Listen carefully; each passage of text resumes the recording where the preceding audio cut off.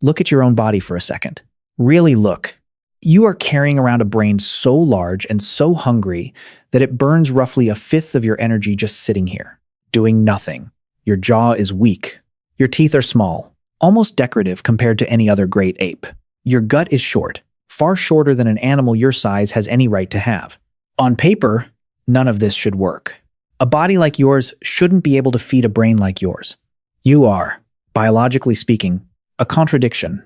And there is exactly one thing that explains all of it at once. Not evolution quietly being clever. Not some lucky mutation. Fire. Here's the claim, and I want you to sit with how strange it is. Almost everything that makes you human, the size of your brain, the shape of your face, the way you sleep, even the fact that you eat dinner with other people, is a fingerprint that fire left on your body. We tell the story one way. Humans tamed fire. Humans learned to use it. Like a tool, like the axe or the wheel. But look closely enough, and a different, stranger story comes into focus. Fire didn't just warm us. It reached inside our species and rebuilt us from the inside out. And your body is the receipt. Let's start with the most obvious thing fire does, and watch how deep it actually goes.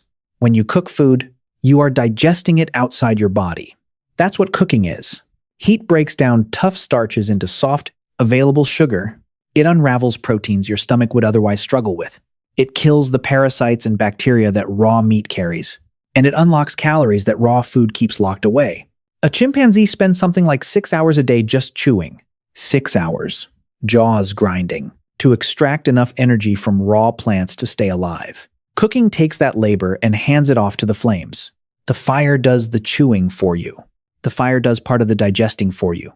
And you might think, sure. But a determined modern human could live on raw food if they wanted to. We can't. Not really. There's a famous study of committed raw food eaters in Germany. People with blenders.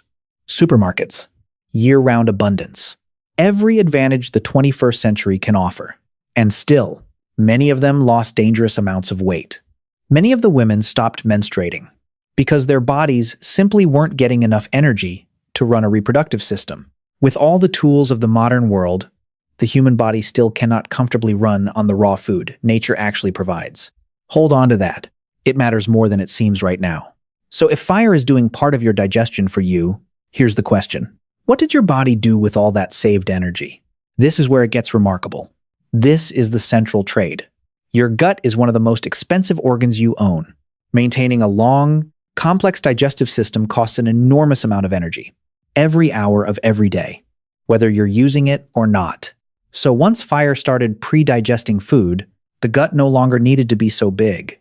And it shrank. Your intestines are roughly 40% shorter than you'd expect for an ape of your size. That's a huge energy saving.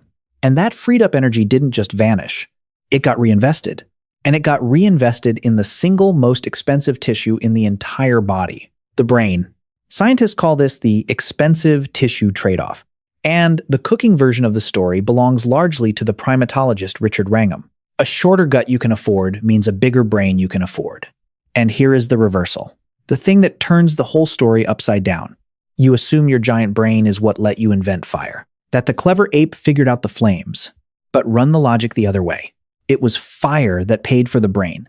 Without the cook fire quietly subsidizing your energy budget, there is no spare fuel to build 3 pounds of ravenous neural tissue.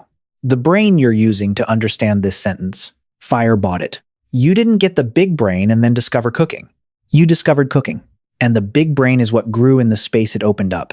And it didn't stop at the brain. Fire kept working, and it started reshaping your face. Cooked food is soft food. Soft food doesn't need much chewing. And a jaw that doesn't need to chew hard doesn't need to be huge or armored with heavy muscle. So over long stretches of time, the jaw got smaller. The teeth got smaller. The great slabs of chewing muscle that anchored to the skull in other apes shrank away. There's even a gene, one that helps build those powerful jaw muscles, that's broken in humans and works fine in our relatives. The face flattened.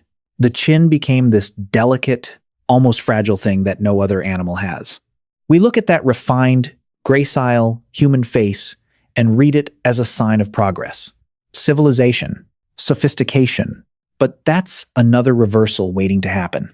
That soft, Small-jawed face in your mirror isn't a mark of how advanced you are. It's a scar. It's the imprint of 1,000,000 years of not having to bite hard. Because the fire had already done the work. Your delicate features are, quite literally, softened by flame. But fire didn't only rewrite the body. It bent something less obvious. It bent time itself. Before fire, the day ended when the sun went down. After fire, it didn't. Suddenly there were hours. New hours. Hours that had never existed before. That couldn't be spent hunting or gathering in the dark. And around that pool of light, something formed that had never formed before. The hearth, arguably the first social space our species ever had. Cooking demands waiting and sharing and dividing food up among people. Some researchers think this is where the whole idea of the household, of reciprocity, of we eat together, was first forged. Fire even rewired your sleep. Humans sleep less, and later into the night, than any other primate. Curled around the warmth long after we should have shut down. And listen to what people did with those extra hours. The anthropologist Polly Wiesner studied conversation among the Jew Hoanzi people and found something beautiful. Talk in the daylight tended to be practical.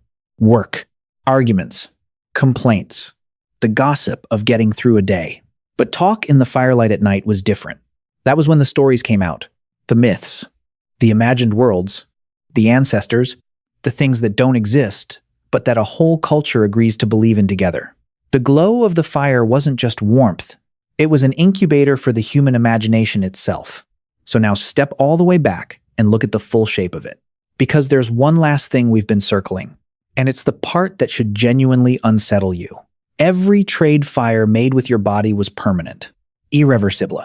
It shrank your gut so far that you can no longer pull enough energy out of raw food to survive on it. Think about what that means. You are the only animal on Earth that cannot live on the raw diet nature hands your own species.